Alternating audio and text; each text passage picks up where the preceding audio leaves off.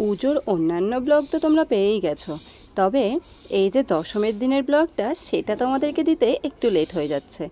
তো আমি যে ড্রেসটা পরেছিলাম সেই ড্রেসটা কিন্তু আমার অতি প্রিয় ড্রেস, তবে এই ড্রেসটা সকলের পছন্দ ছিল না, মানে আমার বাড়ির সকলের পছন্দ প্রথমে ছিল না, পরে আমি পরার পরে কিন্তু ড্রেসটা সবার ভালো লেগেছে।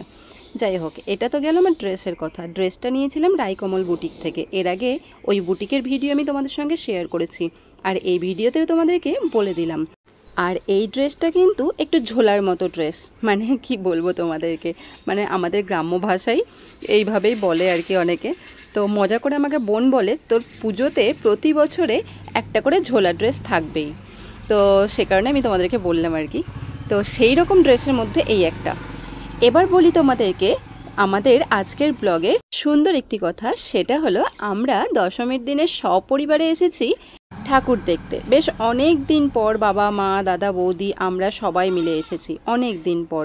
মা তো আসতেই চাইছিল না, মাকে জোর করে ঘর থেকে মানে নিয়ে আসা হয়। কোনো জায়গা যেতে বললেই মা আগে না করে, তারপর আমরা জোর করার পর তাকে নিয়ে আসতে পারা যায়। যাই হোক, এটা হচ্ছে আমাদের এনটিপিসি মোড়ে একটা প্যান্ডেল, তো সেটা খুবই সুন্দর হয়েছিল, খুবই সুন্দর। তো তোমরা দেখতেই পেলে, আর ওখানে আমরা সবাই মিলে ছবি তুলছিলাম। এইদিকে আমাদের সুন্দরীগুলোকে দেখো, ছবিটা কেমনই আসছে, খুব বাজে আসছে, তাই সুন্দরীগুলোকে একদম অসুন্দর লাগছে আমাদের দেখতে। কী আর বলবো, গাড়িতে উঠে বসেছি। দুটো গাড়ি নিয়ে বেরিয়েছিলাম, এই গাড়ির মধ্যে আমরা ছিলাম আর বড়দারা ছিল, আর সঙ্গে বোন। আর অন্য একটা গাড়িতে ছিল ছোটদা, বৌদি, মা বাবা, পিসি। হ্যাঁ, আমাদের সঙ্গে বড় পিসিও কিন্তু বেরিয়েছে, তোমাদেরকে দেখাচ্ছি চলো। যদিও এর আগে দেখেছো, তবুও একবার বলে দিই। এই দেখো আমার ড্রেসটা, একবার পুরো ড্রেসটা দেখে নাও। মানে তোমাদেরকে পেছন থেকে দেখাচ্ছি, সামনে থেকে কি আছে ভিডিওতে জানি না, বুঝতে পারছি না সামনে থেকে পুরোটা আছে কিনা, বুঝতে পারছি না, হয়তো ছবিতে দেখে হবে। যাই হোক, তো চলো তোমরাও আমাকে জানাবে যে আমাদের এই মানে আমাদের নয়, আমার এই ড্রেসটা তোমাদের কেমন লেগেছে। আর এখানেও আমরা সবাই মিলে একসঙ্গে ছবি তুলছি, যেখানেই আমরা সুযোগ পাচ্ছি সবাই মিলে কিন্তু ছবি তোলার জন্য মানে ব্যস্ত হয়ে পড়ছি। তো বাবা মাকেও আমরা কিন্তু আমাদের সঙ্গে যুক্ত করে নিয়েছি, ওইদিকে পিসিও কিন্তু ছবি তুলতে আমাদের সঙ্গে মজা পাচ্ছে, ভালোই লাগছে। আর এই দেখো বৌদি কিন্তু মা পিসি সবার সঙ্গে সেলফি নিচ্ছিল। তারপর মিলন মন্দির দেখার পরে আমরা চলে আসলাম আইসক্রিম খেতে। আইসক্রিম না খেলে তো মেলাতে গিয়ে মানে কোনো কিছু খেলাম সেটা মনেই হয় না, যদিও বাচ্চার ভয়ে একটু কমই খাওয়া হয়, কিন্তু সবাই মিলে যেহেতু এসেছি তো একটু আইসক্রিম খেতেই হবে। এদিকে আমার মায়ের একটা অভ্যাস আছে, আইসক্রিম খেলে মা মানে ঠান্ডা জিনিস খেলে আর কি, ঠান্ডা জিনিস খেলেই কান চুলকাবে। দাদা এদিকে ঐশীকে মানে বুদ্ধু বানানোর চেষ্টা করছিল, কিন্তু সেটা পারলো না। ঐশী আমাদের খুবই চালাক একটা মেয়ে, মানে ওকে হারানো আমাদের পক্ষে সম্ভব হয় না বেশিরভাগ ক্ষেত্রেই।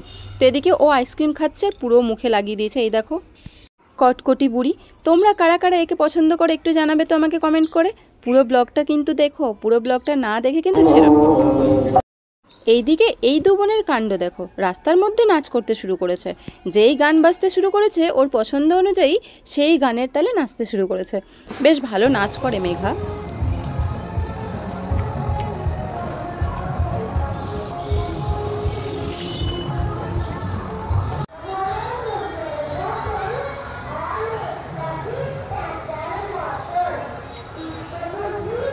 চলো চলো ভেতরে চলো।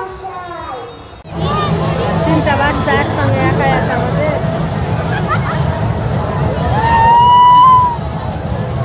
এদিকে ঘুরছে, এদিকে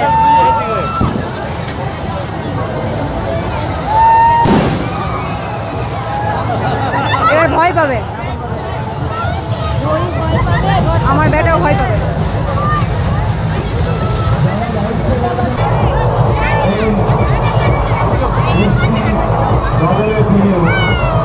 আমাদের পাশে এসে দাঁড়িয়েছে, আমাদের এই উৎসবকে আরো সফল করে তুলেছে, তার জন্য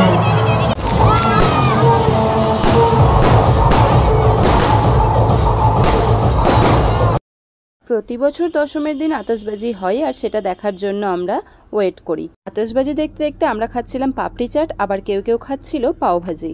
তারপর বেরিয়ে পড়লাম বাড়ি যাওয়ার জন্য, মানে খাওয়া দাওয়ার পরে আমাদের আবার একটু মেলাতে ঘোরাও হয়েছিল, তারপর বেরিয়েছি আর কি।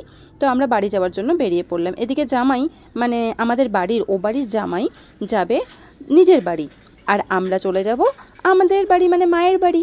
আমার মায়ের বাড়ি, তাই তো? যাই হোক, তোমাদেরকে বোঝানোর চেষ্টা করলাম, যদিও তোমরা অনেক বোঝো আমার থেকে। তো চলো ব্লগটা এখানে শেষ করছি। ভালো লাগলে কি করতে হবে তোমরা জানোই। Tata, bye bye.